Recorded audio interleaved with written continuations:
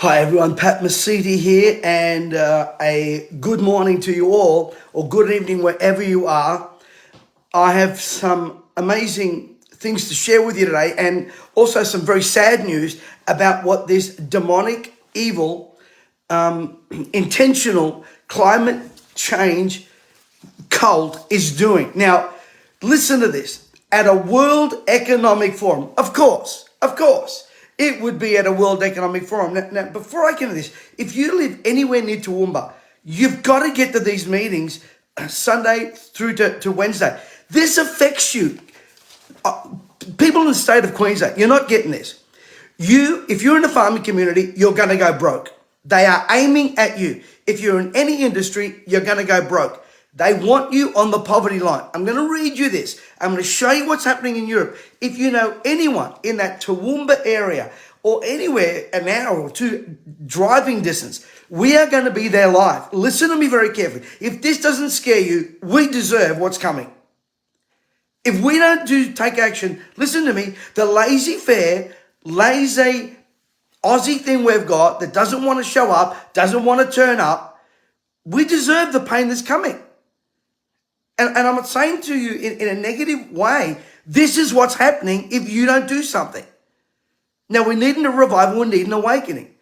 We had an amazing time in Bow Desert. People camped out there, caravans, all this kind of stuff. Listen, I know there's many denominations out you. You may not like me. People in my old denomination may not like me, blah, blah, blah. It's not about me. It's about you and your future. It's not about me. It's about you, your future. What they've got planned, what's in store.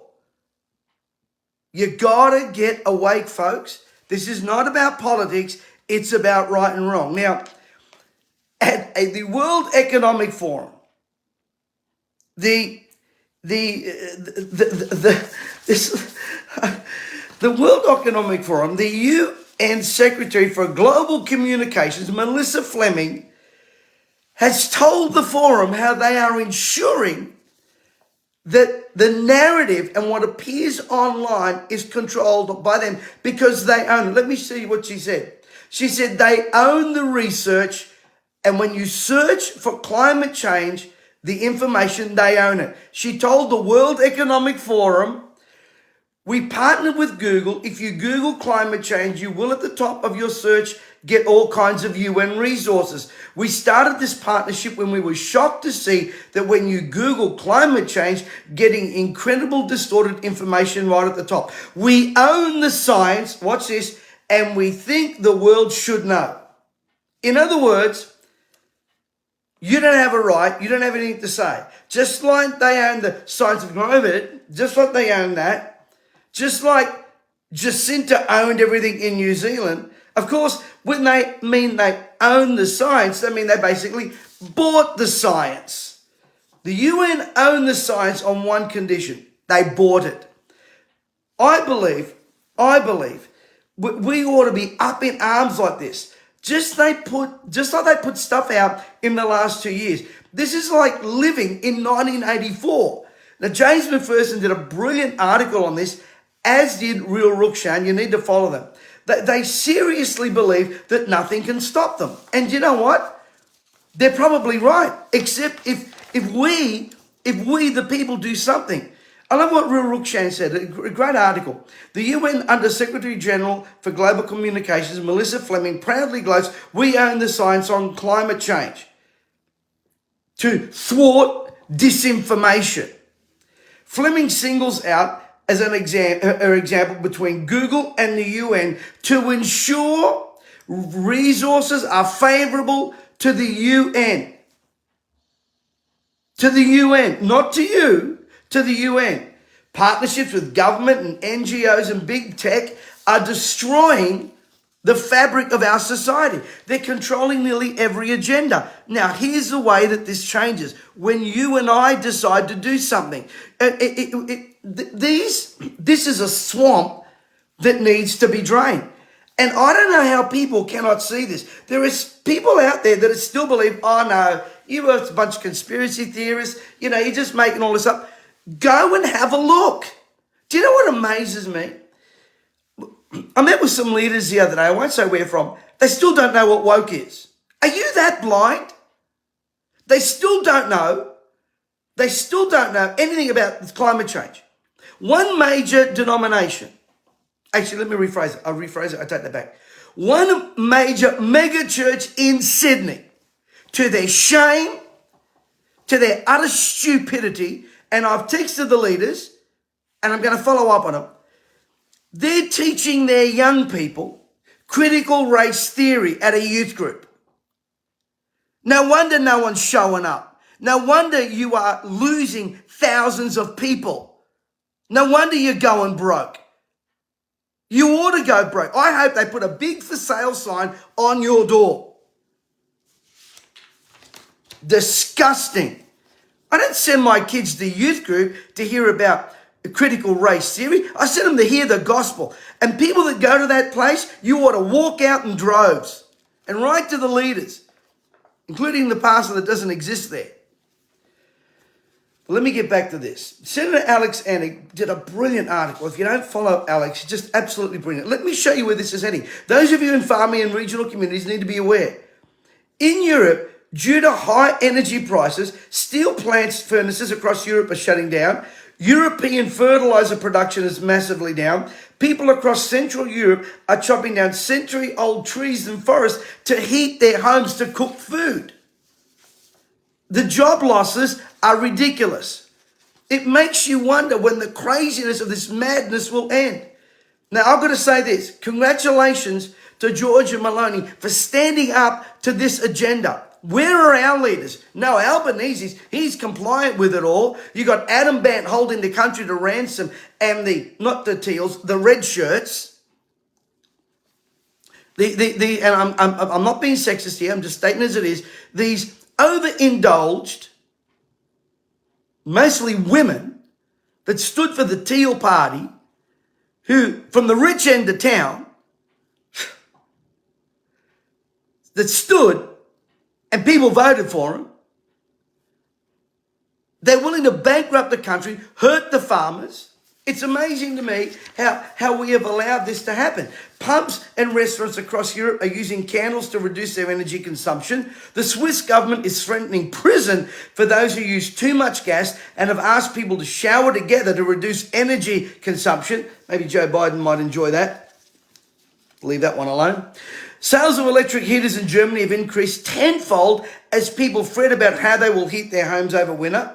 All public buildings, shopping centres, cinemas, theatres, rail stations and airports in Spain must limit heating to a peak of 19 degrees Celsius and air conditioning to a low of 27 degrees. British pubs are facing increase in energy bills of around 500%. France is shutting down public swimming pools due to surging heating costs. Aluminium smelters are closing right across the continent, including in France and Slovakia. How can anyone from our nation look at this, see what Albanese, Adam Bant, the Teals are doing, and that idiot, Senator Thorpe? Brainless people willing to crush our country's economy, hurt the rural community, hurt our population, hurt our jobs, under the madness of this climate change religious cult. That's what it is. It is a cult of the highest order. Do you know what a cult is? A cult is something that when you stand there and you're presented with truth, you're still blinded to it. Cult leaders have this hypnotic effect on people, and that's what they are. This is a cult. You make no mistake about it. It is a global cult under the guise of wanting to protect our future. What future? Most of you out there that are pumping this stuff are willing to slaughter children at any time, while in the womb and even a few days after. You don't believe in it. This is not about the love of humanity. This is about the hatred for humanity and control. This is what the World Economic Forum, Charles Schwab, and that satanic group called the United Nations want. Yes, they are. They are evil. They are satanic. Prove me wrong. Prove me wrong. They are kings without a kingdom. And out of those kings without a kingdom, they elect a king. We got one now. We'll leave that alone. The king who's been told he can't go to the climate change forum by his prime minister. Well, that'll put a spanner in the works for that prime minister. I can assure you her end is near. But we've got to do something about it. Now, listen to me very carefully. We're coming to Toowoomba. We're starting this Sunday. We're going to be at Victory Church with Pastor Jimmy over there. We are hosting our meetings Sunday in one building, then Monday through to Wednesday in another building. You need to click on the link and get the details. Every meeting is different. I've invited David Gilpin to come and speak. Great speaker, great teacher. And he's going to be speaking in the morning. We're going to be doing evening meetings, 7 p.m., morning meetings at 9:30. The morning meetings will go from 9:30 to about 12:30. Come and learn. Come and understand what's happening tomorrow in today's world so you can be equipped. These are revival meetings, regardless of your denomination, regardless of your belief. Even if you're a non-believer, some of my agnostic friends, atheist friends, listen, turn up to these meetings. You're going to learn. We are going to see some incredible things happening in these meetings. Bow Desert was outstanding. Every day and night. People came out for 8 days straight. Now, come on. We need an awakening. We talk about awakening. We want people to be awake. So let's wake up and let's get together. Toowoomba, starting October 9th to 12th. Yes, I am going to be there on my birthday. Revival is more important than blowing candles on a birthday cake. Mind you, they may not let us do that very soon also. So come on, folks. Can I encourage you, please? Don't just like this message. Can you share it? Can you share it, please? Oftentimes I put important messages out there and people don't share because the header isn't as titillating. This is vital. This is going to affect your jobs. This is going to affect your income. This is going to affect your future.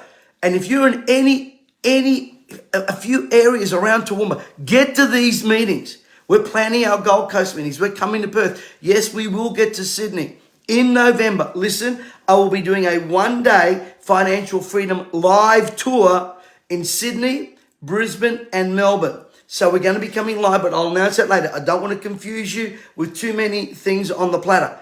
This weekend, starting this Sunday, we'll be in Toowoomba. I'm bringing our worship team with us. It's going to be an outstanding event. There's plenty of room, but you need to register because we want to look after you and make sure you get a seat.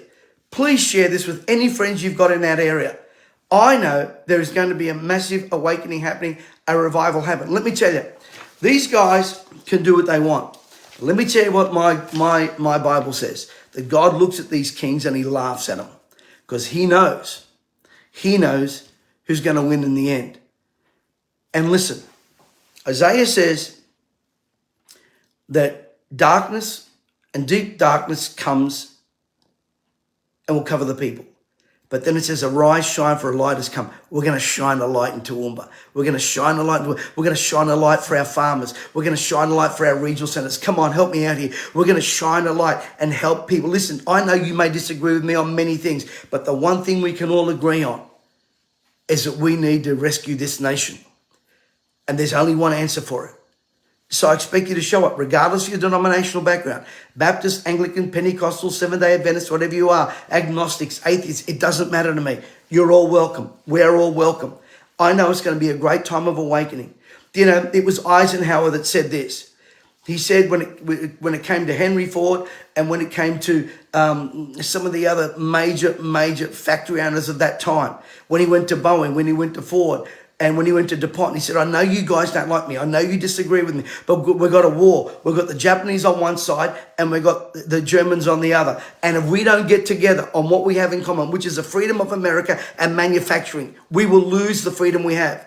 So Boeing went and started to build the equipment they needed. And DuPont went and Henry Ford went and they turned their factories into centers to build an army, the weaponry they needed. They worked together with what they had in common. And we've got to work together with what we have in common.